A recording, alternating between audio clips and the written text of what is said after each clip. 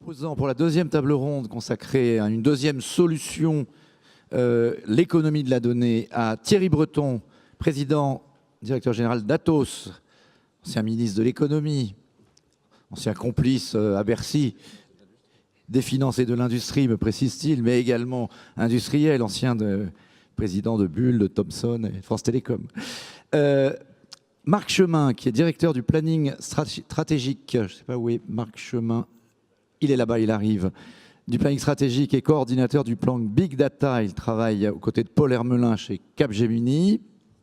Alban Schmutz, qui est ici, qui est directeur du développement et des affaires publiques chez OVH. Et enfin, Gérard Rouquayrol, président de Terratech, ancien directeur scientifique du groupe Bull et président de l'Académie des technologies. Asseyez-vous, je vous en prie, messieurs. Alors, la data, tout le monde dit c'est l'Eldorado, le pétrole du futur. La data est partout, elle est dans nos téléphones portables, on en a tous. Puis on parle de 50 milliards, peut-être même 80 milliards d'objets connectés qui seront partout. Il y en a même, j'en ai vu un jeune étudiant qui m'a montré un objet connecté développé à l'école des mines de Nantes, un petit bracelet qui permet de payer. Donc on a un nouvel environnement qui est en train d'arriver, qui n'est pas que la révolution numérique, qui est plus que ça, qui est, j'allais dire, presque en aval de la révolution numérique. Qu'est-ce qu'on va faire de toutes ces données? Comment est-ce qu'on va les gérer? On est dans des domaines de dimension de grand nombre. On compte en hexa, en tétra, je ne sais plus, enfin, en zeta, en ieta, enfin, on ne sait plus très bien. Ça donne presque le vertige. Qu'est-ce que cette économie de la donnée peut représenter pour la France? Thierry Breton, quelques mots d'introduction, puisque vous êtes donc l'ancien président du plan Cloud. Et aujourd'hui, vous êtes rassemblés au sein de... Donc vous êtes tous co-présidents, d'une certaine façon, du plan économie de la donnée. Qu'est-ce que l'économie de la donnée pour Thierry Breton? Merci, cher Philippe Mabille. Et je suis effectivement heureux de vous rencontrer. Merci, monsieur le ministre, madame la ministre, de cette initiative. Et puis aussi de la tenir ici, dans cette région, monsieur le Premier ministre, qui est dynamique, qui est une région à la fois industrielle, dynamique d'un point de vue de l'enseignement et l'éducation supérieure. Et je me réjouis d'avoir des élèves ingénieurs ici qui assistent, parce que nous avons besoin d'ingénieurs en France. Et je m'adresse à eux en leur disant que dans le domaine qui nous intéresse ici, tous les quatre autour de la table, c'est-à-dire le numérique, l'économie de la donnée, c'est un domaine absolument, vous l'avez rappelé implicitement Philippe Mabille, qui est immensément porteur d'avenir. Alors pourquoi? D'abord quelques chiffres. Tous les 18 mois, nous doublons désormais le nombre de données créées par l'humanité depuis la nuit des temps jusqu'à nos jours. C'est-à-dire que dans 18 mois, dans un an et demi, on aura créé plus de données que toute l'humanité, y compris aujourd'hui, en a jamais créé. Alors la grande nouveauté, c'est qu'évidemment ces données, non seulement elles sont créées, elles sont générées, vous l'avez rappelé, par nous-mêmes, acteurs, individuels, collectifs, entreprises, mais également objets désormais, mais aussi elles sont stockées. Elles sont stockées et elles sont processées. Elles vont être traitées. Et c'est là où je trouve que c'est tout à fait pertinent de réunir les trois plans que nous représentons ici autour de la table, parce que le cloud, la big data et les supercomputers que représente ici mon ami Gérard Rouquayrol, les HPC, font désormais étroitement corps, car pour traiter ces données, les protéger, les stocker, eh bien on retrouve finalement quelque chose qui est assez inattendu, c'est-à-dire une convergence accrue entre le logiciel, le software, les applicatifs, les algorithmes et le hardware. En effet, pour connaître intimement l'usage que l'on va pouvoir faire de ces données, à la fois dans la capacité de les stocker, Atos est de très loin le premier Européen en matière de stockage de données. On stocke des milliards et des milliards de données de nos compatriotes. Plus de 50% des données que nous échangeons en France sont stockées par Atos, à titre individuel, mais aussi au niveau européen pour les entreprises. C'est un élément de souveraineté, j'y reviendrai tout à l'heure. Et désormais, évidemment, on les traite, on les processe. Atos aussi, pardon d'en parler, mais enfin, on est le leader en matière de cybersécurité avec plus de 3500 ingénieurs en cybersécurité qui doivent protéger ces données. C'est extrêmement important. Vous l'avez vu tout à l'heure, Monsieur le Ministre, sur notre stand, il faut protéger les données, il faut aussi savoir protéger et les communications, mais aussi les traités. Et puis enfin, il faut pouvoir processer ces données, c'est-à-dire pouvoir mettre de l'intelligence sur la mise en cohérence de ces données les unes par rapport aux autres. Et c'est là où effectivement, on dit que c'est l'or noir de demain, c'est-à-dire que la capacité à mettre en cohérence, en pertinence ces données, va nous permettre de faire à la fois des propositions d'anticipation de nos comportements. Encore une fois, faut-il que l'on soit volontaire pour le faire. On y reviendra sur les aspects de protection individuelle, mais aussi en matière d'industrie, pour pouvoir numériser, digitaliser l'ensemble des usines qui nous entourent et faire de la maintenance prédictive. On le fait désormais de façon assez systématique pour la plupart de nos grands clients européens. Donc, au fond, on voit que ces données deviennent véritablement un enjeu absolument majeur, et c'est la raison pour laquelle, avec Octave Klabak, avec qui je coprésidais le plan Cloud, nous sommes beaucoup battus au niveau européen aussi pour faire avancer. J'ai coprésidé une mission avec M. Snabe, qui était le coprésident de SAP, pour essayer d'intervenir. Madame la ministre, vous avez vu votre homologue au mois de janvier sur cet aspect des choses, précisément pour avoir une convergence franco-allemande dans cet aspect des choses qui est extrêmement important.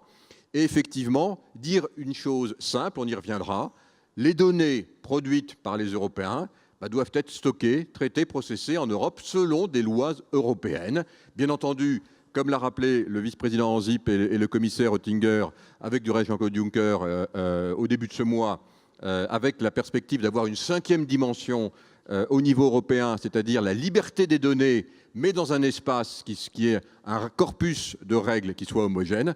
Voilà en quelque sorte, en quelques mots, les enjeux qui nous animent. C'est véritablement pour la France et pour l'Europe un enjeu absolument majeur. Je tiens à le dire, on est extrêmement bien placé, Monsieur le Ministre, Madame la Ministre, on est très bien placé parce que nous avons parmi les plus grands groupes mondiaux, avec mon ami Paul Amelin qui n'est pas là aujourd'hui, mais qui est le président d'un grand groupe aussi qui est représenté dans le domaine des services, avec nous-mêmes qui sommes le leader dans toutes les entreprises de services numériques et évidemment tout ce qui concerne les supercalculateurs. Je rappelle qu'il y a 3 fabricants mondiaux de supercalculateurs aujourd'hui de classe mondiale, un aux États-Unis, un en Europe avec nous-mêmes et un au Japon. C'est extrêmement important pour notre souveraineté, c'est extrêmement important pour les entreprises européennes. On est donc pas mal armés, y compris, Monsieur le Premier ministre, dans cette région, puisqu'avec notre usine d'Angers, je tiens à le rappeler, nous fabriquons les supercalculateurs mondiaux, ici, donc dans la région, à la fois pour nos propres besoins militaires, de météo, de recherche et développement, mais aussi de la part des plus grands pays à qui nous les vendons aujourd'hui, y compris au Brésil, il y a quelques jours. On a vendu un supercomputer. Pour vous donner un ordre de grandeur, le problème c'est le refroidissement.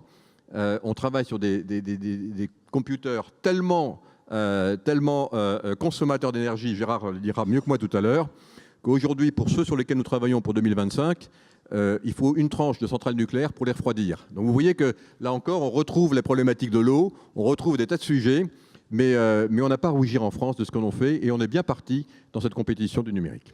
Merci Thierry Breton. Je vois que vous n'avez pas perdu votre énergie. Ça fait longtemps que je ne vous avais pas vu, mais vous avez certainement convaincu. Alors, Marc Chemin, vous êtes donc le représentant du plan Big Data, qui est également présidé par François Bourdoncle, coprésidé par François Bourdoncle. Les enjeux du Big Data, on a parfois du mal à bien les percevoir. Qu'est-ce que c'est d'abord ce Big Data et en quoi, par rapport aux enjeux de souveraineté qu'on vient d'évoquer, on va pouvoir en France, avec le Big Data, espérer créer de la valeur, résister aussi au Google et autres Facebook dont on voit que aujourd'hui c'est eux les acteurs dominants et qui sont quasiment en train de devenir des monopoles mondiaux. Quelles sont nos chances et nos enjeux dans ce domaine ? Alors effectivement, dans le cadre du plan Big Data qui est coprésidé par Paul Hermelin et François Bourdoncle, on a adopté une définition finalement assez simple qui est celle qui traduit le mieux ce qu'est le Big Data, dont on voit beaucoup de choses sans pour autant forcément comprendre de quoi il s'agit. C'est pour nous un ensemble de processus et de technologies qui permettent d'exploiter les données disponibles, soit nouvelles données, soit auparavant présentes mais non exploitables, pour créer de la valeur pour l'entreprise. C'est une définition très large. Et quel est l'enjeu? L'enjeu, c'est la bataille pour le client final. C'est réussir quand des sociétés comme la plateforme Booking.com captent les clients des hôteliers, comme quand des sociétés comme Google demain capteront peut-être les clients de Renault ou de PSA. Et la liste des exemples de telles plateformes est longue. Et la caractéristique de toutes ces plateformes, c'est que dans bien des cas, sur leur position, elles ont un quasi-monopole d'usage. Alors, au-delà d'un certain nombre de projets concrets portés par l'industriel dans le cadre du plan, on a souhaité mettre en place des actions, notamment pour développer l'écosystème ou valoriser l'écosystème autour de la donnée, pour favoriser la collaboration entre grandes entreprises et start-up, mais aussi pour favoriser la collaboration entre entreprises et notamment autorités de régulation, notamment la CNIL. Pourquoi? Parce que pour réussir dans ce monde nouveau, mouvant, avec de nombreux angles pris par les acteurs digitaux, on a pensé que la France devait mener 3 batailles interconnectées. La bataille de la collaboration entre grandes entreprises et start-up, la bataille de la collaboration avec les autorités de régulation et aussi la bataille de la formation. Si je détaille un tout petit peu ces 3 actions, la bataille de la collaboration entre grandes entreprises et start-up s'est concrétisée par le lancement notamment de ce qu'on appelait les Challenge Big Data, officiellement lancé le 2 décembre dernier par Madame la Ministre, et qui est finalement la rencontre entre les grands groupes et leurs données, les start-up et leurs idées, tout ceci outillé par des plateformes prédéfinies. Il y en a 5 en France aujourd'hui, à Paris, Lyon, Lille, Rennes et Montpellier, qui se partagent la dernière. Et cela consiste en mettre à disposition des données par les grands groupes qui génèrent souvent ces données, proposer des sujets d'intervention et que les startups travaillent pour proposer de nouveaux services. Pour citer quelques exemples de grands groupes sponsors de ces challenges, AXA, Veolia, Pôle emploi, donc des domaines dans les champs privés et dans les champs publics. Par exemple, AXA qui est proposé un sujet de mieux étudier la dangerosité des routes à partir de l'ensemble des constats d'accidents, en utilisant évidemment d'autres usages que ceux habituellement utilisés. Et c'est toujours eu un grand succès puisqu'il y a, je crois, 56 challenges qui sont soit déjà lancés, soit en cours de lancement, sur toute l'année 2015 et de toute nature. La deuxième action très importante, c'était l'action d'une plus grande collaboration entre les entreprises et notamment la CNIL. Pourquoi? Parce qu'une des caractéristiques du Big Data, c'est que, par essence, il est très compliqué d'être totalement précis sur l'ensemble des données qui seront utilisées, totalement certain des algorithmes et de la nature des services qui seront développés. Or, c'était l'esprit même de la loi informatique et liberté de 1978 que de demander, avant même de commencer les travaux, de préciser à la fois les données et les finalités. Donc, on a travaillé dans une logique de passer finalement d'autorisation administrative, qui d'ailleurs ne crée pas de jurisprudence, à une logique d'utilisation des données dans le cadre d'un processus industriel de données. Et il s'agit de... Qui va passer par des labellisations, si j'ai bien compris. Voilà, et l'idée c'est de définir des sortes de normes certifiables dans une logique de rescrit juridique quant à l'usage des données qui permettent d'abaisser le risque réglementaire des entreprises. L'idée c'est quoi? C'est de maintenir une garantie de sécurité sur les données privées en particulier, sans nuire à l'innovation Alors, l'idée c'est des startups qui ont des idées parfois un peu folles dans les données, donc il faut réguler un peu. C'est de décaler, sans nuire. Donc, sans préjuger des évolutions législatives, qu'on n'a pas du tout regardées. On entendra Axel Lemaire peut-être là-dessus tout à l'heure. L'idée c'est de décaler la pratique des autorisations en définissant dans le cadre d'un écosystème donné, par exemple autour du véhicule connecté, donc en rassemblant constructeurs automobiles, assureurs, opérateurs de mobilité, offreurs technologiques, en définissant les données qu'on pourrait utiliser sans les lier à une finalité, par exemple les données d'accélération moyenne, en interdisant l'utilisation d'autres données comme le pic d'accélération à un instant T, et de définir un certain nombre de corpus de règles que les entreprises voulant développer des services dans ce domaine s'engageront à respecter. Et alors le troisième point, parce qu'il faut qu'on avance un peu. Troisième point autour de la formation, où là, l'enjeu est sans doute double, puisque il y a un enjeu de formation des professionnels de la donnée, qu'on appelle les fameux data scientists ou scientifiques de la donnée. Donc c'est le mariage des mathématiciens et des informaticiens. C'est les traders du XXIe siècle. D'une certaine façon, c'est effectivement ceux qui maîtrisent la matière première des données. Et là, depuis un an, il y a eu beaucoup de choses qui ont été faites par des écoles, notamment l'école des mines ou les écoles des mines et télécoms, par des universités comme Paris 6 par exemple, que ce soit la création de cursus sur site ou la création de cours en ligne qui sont importants pour très rapidement augmenter la portée de ces formations. Et le deuxième volet qui est important, qui est peut-être moins avancé aujourd'hui, mais c'est sans doute une priorité qu'on devrait se donner, c'est la formation du plus grand nombre, c'est-à-dire l'acculturation de l'ensemble des professionnels aux risques et opportunités Big Data. Puisque avoir des professionnels, c'est bien, mais s'il n'y a personne pour comprendre la valeur et pour l'utiliser, ça ne servira pas à grand-chose. Merci beaucoup. Alban Schmutz, donc vous êtes donc chez OVH. OVH, j'ai noté, vous hébergez, je ne le savais pas, un site web sur 3, c'est ça, en France? En France, oui, effectivement, on héberge un site web sur 3. En Europe, on en héberge entre 1 sur 5 et 1 sur 6. Donc vous avez été On est le premier hébergeur européen. Particulièrement intéressé, par exemple, par les derniers développements juridiques sur la loi renseignement. Tout à fait, mais je ne suis pas sûr que ce soit l'objet ici. C'est pas l'objet, mais c'était une incidente. On a eu l'occasion d'en parler avec les ministres votre contribution sur notamment le cloud personnel et la question de la portabilité des données. Alors en fait, ce qu'il faut bien comprendre sur le sujet du cloud, c'est qu'on est là dans les usines qui vont héberger les données. Et l'enjeu qu'on a, nous, c'est effectivement que ces usines soient le plus possible localisées sur notre territoire national pour créer de la valeur. Et dans l'angle, il y a plusieurs priorités qui ont été travaillées dans le cadre du plan sur le cloud computing. Donc on en a eu 10 qu'on a travaillé ensemble avec Thierry Breton et un certain nombre d'autres participants, évidemment. Sur ces 10-là, il y en a quelques-unes qui sont effectivement majeures. Vous parlez du sujet du cloud personnel.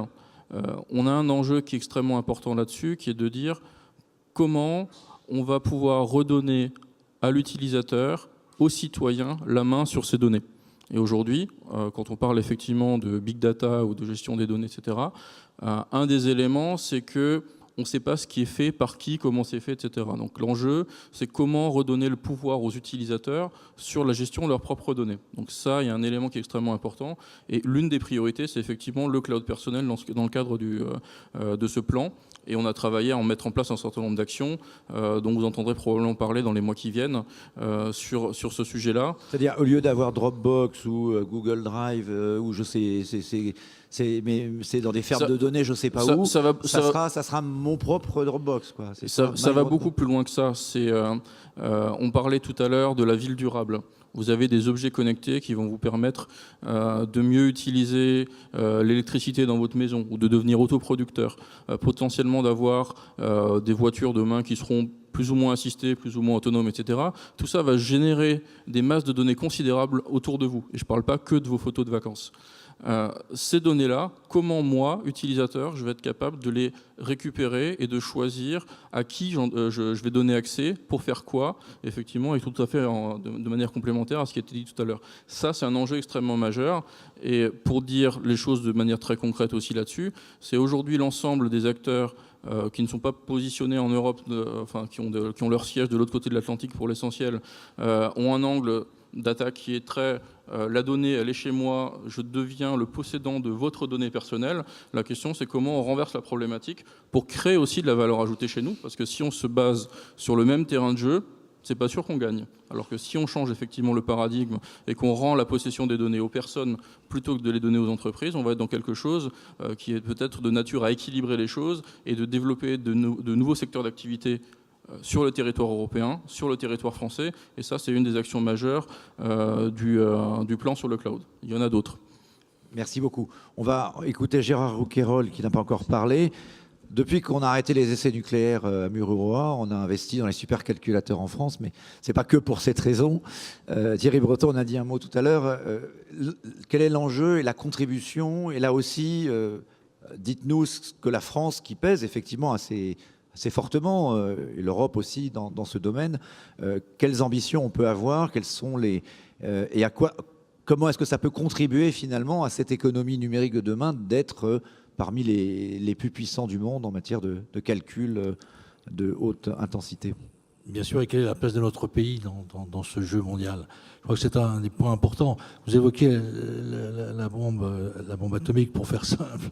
C'est clairement un des besoins, disons, qui sous-tendent notre politique d'autonomie et de souveraineté en la matière. Mais je vais en dire un mot à l'instant.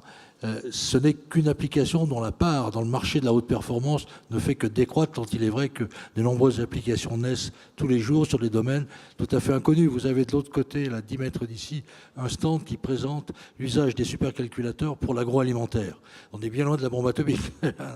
Et peu de gens auraient pensé qu'il était possible, pour prévoir de fait le développement des plantes, prévoir la date où il vaut mieux récolter, eh bien on utilise des supercalculateurs.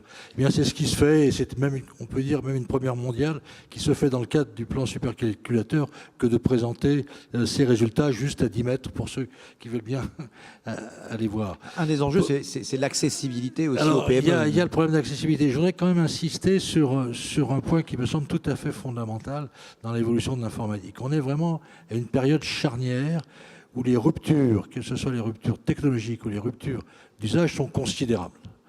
Et je voudrais en dire quelques mots. On a été habitué depuis une trentaine d'années à faire en sorte que la puissance informatique était plus ou moins livrée gratuitement dès lors qu'on augmentait tous les 18 mois la fréquence des microprocesseurs. Alors malheureusement, ça ne marche plus. Ça ne marche plus depuis 5 ou 6 ans. Et donc, il faut toujours gagner de la puissance parce que les applications veulent toujours faire plus et plus vite. Comment on la gagne? Et on la gagne en faisant les choses en même temps. Au lieu de faire A puis B, on fait A et B en même temps. Et à ce moment-là, le temps passé, c'est la plus courte des opérations entre A et B, pour simplifier. Alors ça a une conséquence fondamentale sur toute l'industrie du logiciel en particulier. Parce que tout le logiciel existant qui savait faire A puis B, eh bien, il ne sait pas faire A en même temps que B. D'accord? Et les quantités de logiciels qui existent est faramineuse. Donc vous voyez bien qu'il y a des positions de fournisseurs qui ont été acquises au cours des années se sont fondées sur la taille de leur base installée, qui vont devenir de fait plus un frein qu'un avantage pour progresser dans la réécriture des logiciels.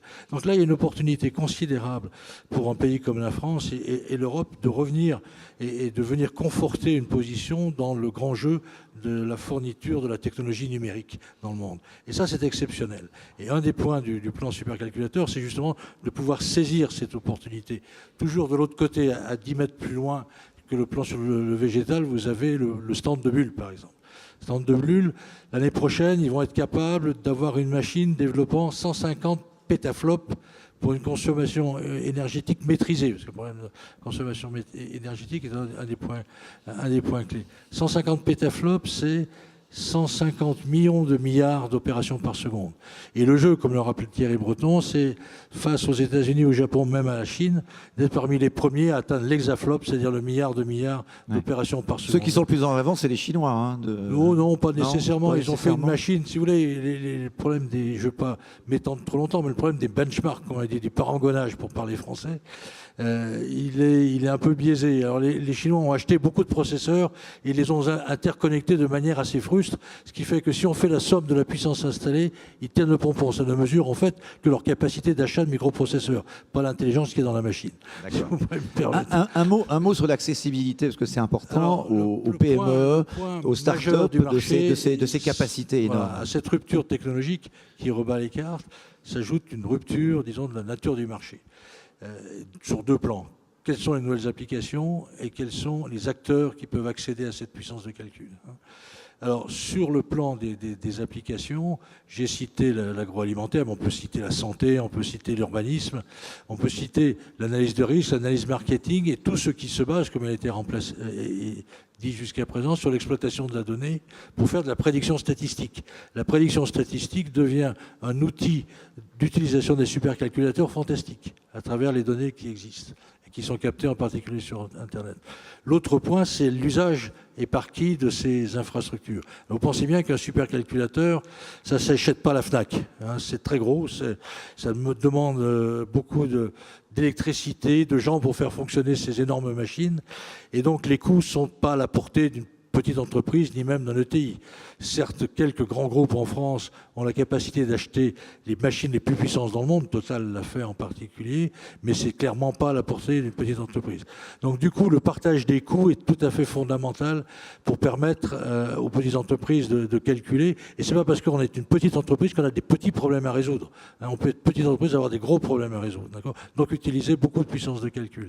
Et là, le système de cloud, bien naturellement, vient là pour aider à partager les coûts et rendre faisable et démocratiser l'accès au plus grand nombre d'entreprises. Merci beaucoup. Je ne le savais pas, mais Madame le maire doit prendre un train, je crois, dans pas longtemps. Donc je vais... Enfin, c'est ce qu'on m'a dit. Donc on est venu me prévenir. Je n'avais pas cette information. On a un peu de retard. On va, Madame secrétaire d'État, vous laisser le micro, bien entendu, pour que vous puissiez intervenir tout de suite. Je déclare donc peut-être un mot de conclusion par Thierry Breton. Je voudrais juste vous dire qu'en tant que président de l'ANRT, l'Association nationale pour la recherche et la technologie, nous avons l'ensemble de ce dont on vient de parler intéresse toutes les entreprises, les centres de recherche, les centres académiques de notre pays. Ce n'est pas uniquement quelque chose qui est sectoriel, on est totalement horizontal. Ça concerne évidemment la modernisation de toutes les entreprises françaises et de tous les centres de recherche français. Monsieur le ministre Emmanuel Macron, je voudrais vous dire que la mesure que vous avez annoncée d'amortissement accéléré est extrêmement bienvenue, d'autant que si on peut en plus la cibler vraiment sur tous les aspects, entre autres digitaux et numériques, c'est quelque chose de très important. Et en tant que président de l'ANRT, je peux vous dire que ça sera extrêmement bien vu par l'ensemble de nos adhérents, toutes les forces vives de la recherche et de la technologie en France, car ceci permettra évidemment d'accélérer l'investissement dans ces domaines. Or, on l'a dit implicitement, nous sommes malgré tout bien placés, mais dans une course mondiale. Il n'y a pas une seconde à perdre pour garder cette compétitivité que nous avons, au fond, cet héritage qui est le nôtre en France. Et donc, je compte sur vous pour aller encore de l'avant sur ce qui a été, je crois, une extrêmement bonne mesure et qui a été très bien perçue par l'ensemble de l'écosystème. Merci beaucoup. Merci à vous tous. Pardon d'avoir un peu écourté cette table ronde.